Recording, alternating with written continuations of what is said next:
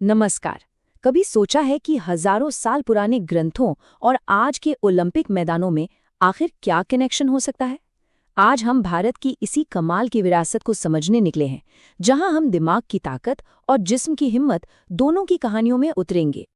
तो देखिए, हमारा सफर कुछ ऐसा रहेगा। सबसे पहले हम ज्ञान की उन प्राचीन जड़ों तक जाएंगे, फिर साहित्य के सुनहरे दौर में कालिदास जैसे महान कलाकारों से मिलेंगे। इसके बाद हम आधुनिक भारत की आवाज़ों को सुनेंगे और आखिर में ओलंपिक के मैदान में उन हीरोज़ की कहानियों को जानेंगे जिन्होंने देश का नाम रोशन किया। तो चलिए शुरू किया जाए। सबसे पहले चलिए टाइम में पीछे चलते हैं, उन प्राचीन ग्रंथों की दुनिया में जिन्होंने सदियों पहले भारत की ज्ञान परंपरा की नींव रखी थी।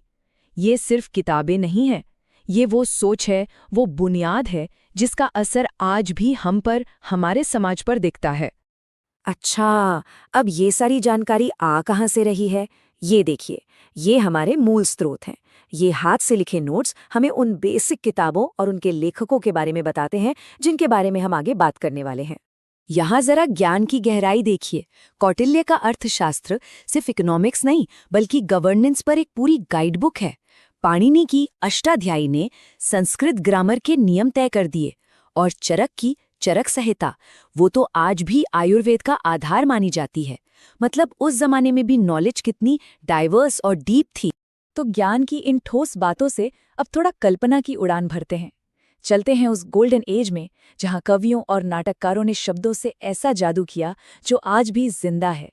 और इस दौर का जिक्र हो और कालिदास का नाम ना आए, ऐसा तो हो ही नहीं सकता। उनकी रचनाओं के बारे में कहा जाता है कि वो काव्य अमृत का सागर है, मतलब एक ऐसा समंदर जिसमें कविता का अमृत भरा हो। उनकी कहानियां आज भी दुनिया को हैरान कर देती हैं। चाहे वो अभिज्ञान शाकुंतलम हो या रघुवंशम, कालिदास की हर एक रचना अपने आप में एक मास्टरपीस है। उनकी कहानियों में प्यार, फर्ज और नेचर का जो बैलेंस मिलता है, वो वाकई कमाल है। ये लिस्ट तो उनकी ब्रिलियंट प्रतिभा की बस एक छोटी सी झलक है। अब जरा इस दिलचस्प जोड़ी को देखिए। एक तरफ हैं दरबारी कवि बाणभट्ट और दूसरी तरफ उनके राजा सम्राट हर्षवर्धन। बाणभट्ट ने अपने राजा की जिंदगी पर हर्षचरित लिख दी, तो वहीं हर्षवर्धन खुद भी एक जबरदस्त नाटककार थे। ये एक बेहतरीन मिसाल है कि कैसे एक राजा और एक कलाकार दोनों मिलकर साहित्य को आगे बढ़ा रहे थे। चलिए अब समय में एक लंबी छलांग लगाते हैं, आते हैं उस दौर में जब एक नया भारत बन रहा था, और उस दौर की आवाज़ों को सुनते हैं जिन्होंने एक नए देश के जन्म, उसके संघर्ष और उसकी पहचान को अपने शब्दों में पिरोया। आज़ादी की लड़ाई के हमारे नेता सिर्फ क्रांतिकारी ही नहीं थे, बल्कि बहुत दमदार लेखक भी थे। नेहरू ने डिस्कवरी ऑफ इंडिया में भारत के पूरे इतिहास को समझने की कोशिश की, तो अंबेडकर ने वेटिंग फॉर अ वीज़ा में समाज की कड़वी सच्चाई को दुनिया के सामने रख दिया। सच में उनकी कलम में भी उनकी आवाज़ जितनी ही ताकत थी। हमारे सोर्स नोट्स बताते हैं कि ये कहानी सिर्फ नेताओं तक ही नहीं रुकी। इस लिस्ट में मॉडर्न लेखकों के साथ साथ कुछ बहुत ही खास नाम भी हैं, और वो हैं हमारे खेल जगत के सितारे। मेरी कॉम की अनब्रेकेबल, साइना नेहवाल की प्लेइंग टू विन और सुनील गावस्कर की सनी डेज। पता है, ये सिर्फ किताबें नहीं हैं, ये हिम्मत, मेहनत और कभी हार न मानने की वो कहानियां हैं जिनसे लाखों लोगों को प्रेरणा मिली। इन खिलाड़ियों ने साबित किया कि ये सिर्फ मैदान पर नहीं, पन्नों पर भी जादू कर सकते हैं। तो दिमाग की इन जबरदस्त कामयाबियों को तो हमने देख लिया, पर अब सवाल ये उठता है कि दुनिया के सबसे बड़े मंच पर जिस्मानी ताकत यानी फिजिकल अचीवमेंट्स का क्या? तो लीजिए, अब हम आ गए हैं दुनिया के सबसे बड़े खेल के मैदान में, ओलंपिक की दुनिया में। ये वो जगह है जहां देशों का सम्मान और खिलाड़ियों के सालों के सपने, सब कुछ दांव पर लगा होता है। ओलंपिक का सफर ना बहुत लंबा और दिलचस्प रहा है।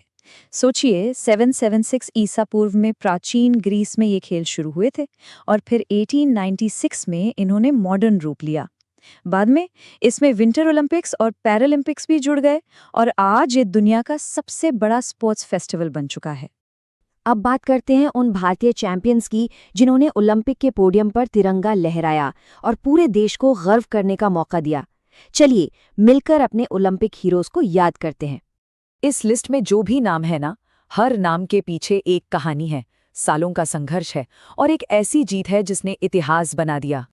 और इस कहानी की शुरुआत होती है के.डी. जाधव से। साल था 1952। जगह हेलसिंकी। कुश्ती में ब्रॉन्ज मेडल। ये आज़ाद भारत का पहला इंडिविजुअल ओलंपिक मेडल था। एक तरह से उन्होंने ही आने वाली पीढ़ियों के लिए रास्ता खोला। फिर आई कर्णम मल्लेश्वरी। सिडनी 2000 में वेटलिफ्टिंग में ब्रॉन्ज मेडल जीतकर वो ओलंपिक मेडल जीतने वाली पहली भारतीय महिला बन गई। ये इंडियन स्पोर्ट्स में महिलाओं के लिए एक बहुत बहुत बड़ा पल था। और फिर आया वो पल जिसका इंतजार पूरा देश कर रहा था। अभिनव बिंद्रा 2008 बीजिंग में 10 मीटर्स एयर राइफल में गोल्ड मेडल। भारत का पहला इंडिविजुअल ओलंपिक गोल्ड। ये एक सपना था जो उस दिन सच हो गया था। और हाल ही में नीरज चोपड़ा ने टोक्यो 2020 में भाला फेंककर वो कर दिखाया जिसका भारत दशकों से इंतजार कर रहा था, एथलेटिक्स में गोल्ड मेडल। ये एक ऐसी जीत थी जिसने पूरे देश को जश्न मनाने पर मजबूर कर दिया। वैसे ओलंपिक की तरह ही कॉमनवेल्थ गेम्स भी एक बड़ा इंटरनेशनल मंच है जहां भारतीय एथलीट अपना दम दिखाते हैं। ये उन देशों के बीच होते हैं जो कभी ब्रिटिश साम्राज्य का हिस्सा थे। और एक इंटरेस्टिंग बात, ऑस्ट्रेलिया ने इन खेलों को रिकॉर्ड 6 बार होस्ट किया है। और हाँ, 2010 में दिल्ली में इन खेलों को सफलतापूर्वक आयोजित करने का सम्मान भारत को भी मिल चुका है।